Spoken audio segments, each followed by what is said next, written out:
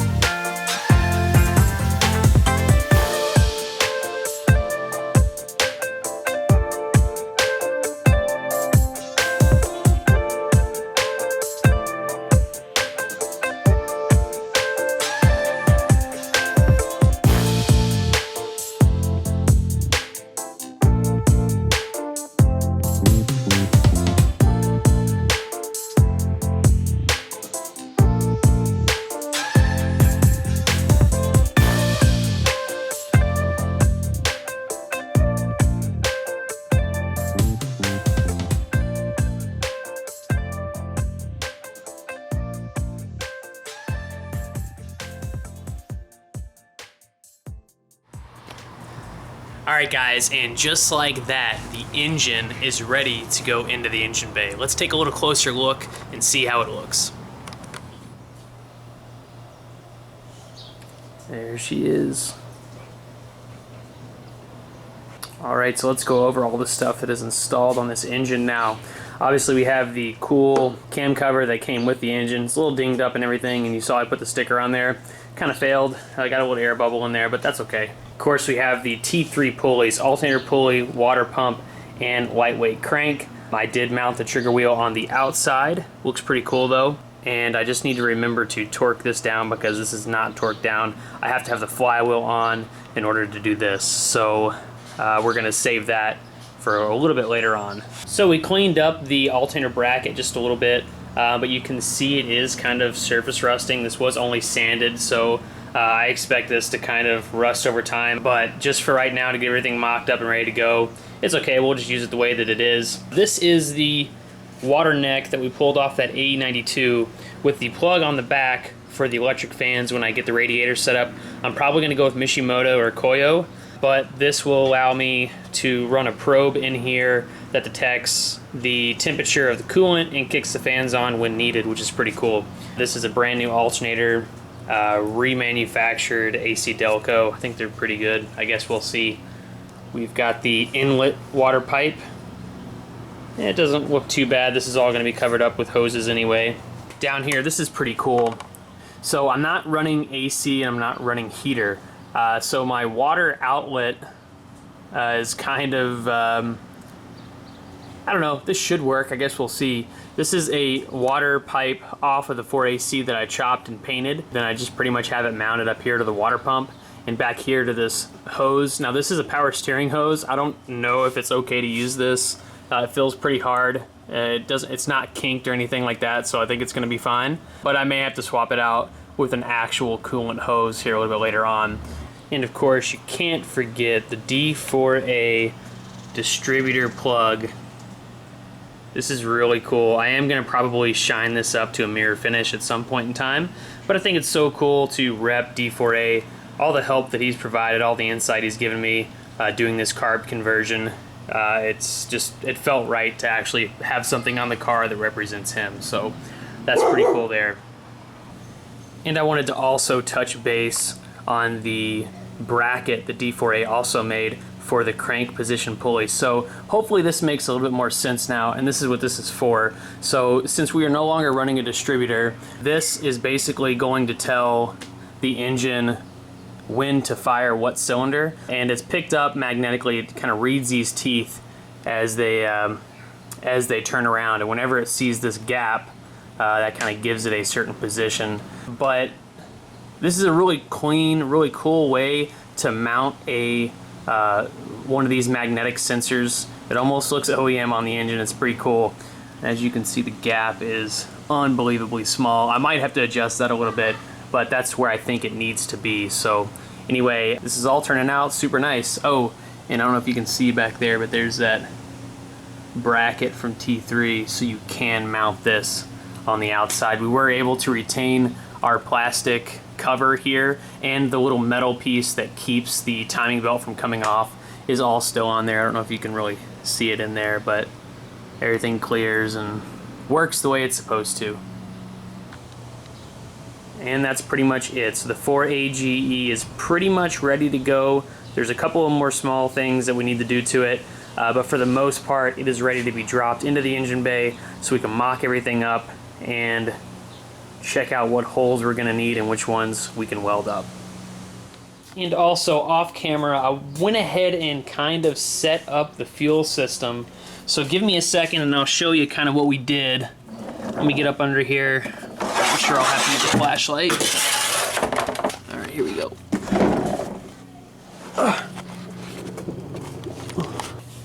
All right, guys, pardon the really crappy view here, but here is our fuel system, and kind of here's how it works. So, okay, so it's gonna be really hard to do this with like one hand, but basically, so this line right here is the pickup line from the tank. So I'm utilizing the hard lines, and I'm utilizing the pickup points from basically the pickup tubes that are in the tank. So remember, the SR5, the way that it comes, it does not have a pump inside the fuel tank. It's actually a mechanical pump that's driven off of the cam, I think, something along those lines. So anyway, we had to introduce a pump here, and I'll get to that in a second. So this bottom line here, it comes from the pickup, goes into a fuel filter, and then runs over to this side of the fuel pump. Now this fuel pump is a pump that was actually used on the same motorcycle that the carbs came off of, and it should provide proper pressure. Granted, this is kind of I mean, it's running a lot longer than it did on the on the motorcycle lengthwise, so there's a lot more hose here, but hopefully I won't have to run any sort of regulator or anything like that because I am using the pump that pretty much ran the carbs before, so it should provide the right amount of fuel, the right amount of pressure at all times to the carbs. So anyway, so then you got your bottom line that routes around there, loops around and connects to the hard line that then runs along the bottom of the car all the way, you know, to the engine bay. So anyway, hopefully this should work. I kind of fabricated up this little bracket, just riv nutted a couple of screws in there. I mean, this thing isn't going anywhere. Like it's super tight in there. So anyway, this is the fuel system. Again, as you can tell, this is a really crappy viewing position. So I just did everything kind of off camera under the car because it's really tight quarters under here. I still got to get the other end of this connector and figure out how this is going to run to the battery. But other than that, the fuel line system is pretty much complete. Now I will say right away, yes, in this I do use different sized fuel lines, and that's just because the hard lines here, you can even tell up there, the hard lines are actually different sizes. So you have slightly big on the left, slightly big on the right, and then in the middle, which I believe is the return, it's just smaller. But anyway, it was hard finding a fuel filter and fuel pump that was the same diameter as the hard lines, so I just have a little bit of a transition from the size of fuel lines. I don't think that's going to cause a problem, but it might, so I may have to redo this.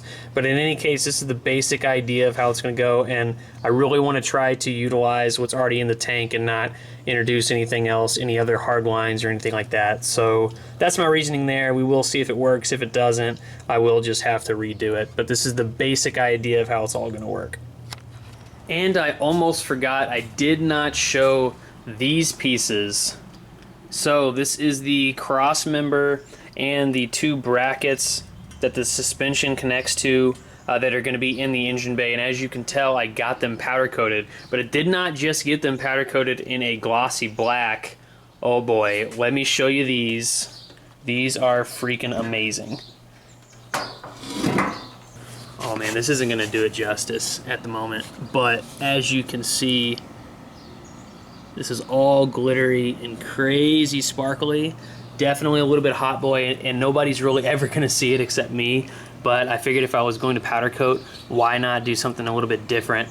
So both the brackets and this cross member or subframe or cross member, whatever you want to call it, they are painted in this galaxy black powder coat. Hopefully this will never rust again in its life. And when the sun hits this, unfortunately, right now it's a little kind of overcast, but when the sun hits it, dude, this thing pops and sparkles all sorts of different colors. You can see the gold in here, but there's gold, red, white, like blue, green. There's all sorts of stuff in here. And since we have this, we are ready to put this back into the engine bay and mock up the newly refreshed engine. All right, guys, so with all of that out of the way, we're gonna go ahead and close this video. I hope you all enjoyed it. Stay tuned definitely for some big updates next video. So I'm telling you all now, the goal for next video is to have this engine mocked up into the car. So we'll actually see it in the engine bay for the first time.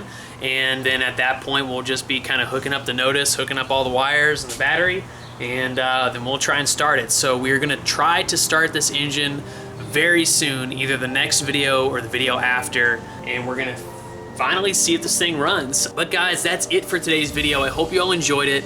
If you did, make sure to smash that thumbs up button. And of course, if y'all want to be notified when I post new content on this channel, specifically with the engine as well as the A86, and of course I got some other projects you probably have seen back here. That's Drift Trike V2. We've got the Hoshino Impulse, which you see for now. We'll get into that here in a little bit. But anyway, if you want to be notified when I post new content, please consider pressing that bell notification below. All right, guys, stay tuned for more A86 content. We've got a lot of updates coming on this car and the engine, so make sure you stay tuned. And until next time, I'll see you later.